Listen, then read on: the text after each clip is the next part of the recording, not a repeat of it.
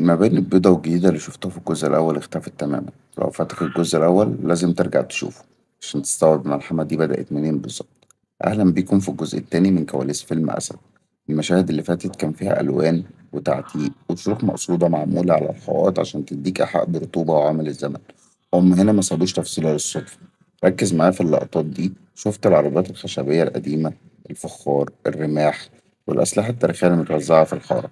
حتى الجلسات والسجاجيد والمشربيات الخشبية المعقدة اللي متقفلة بالملي عشان تناسب العصر التاريخي للفيلم.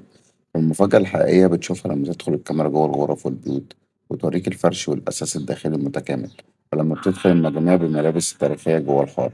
الديكور هنا مبقاش مجرد خلفية صامتة، ده بقى عالم حي متكامل بينبض بالحياة من بره ومن جوه.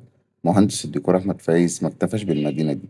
الصدمة الحقيقية إنه ساب الحارة التاريخية دي خالص، دخل في منطقة تانية مرعبة ومظلمة تماما. اكتبولي في الكومنتات ايه أكتر تفصيلة حسيتوا إنها حقيقية ومش ديكور، واعملوا شير وفولو عشان نستنيكم في الجزء التالت اللي فعلا هيبقى مبهر جدا.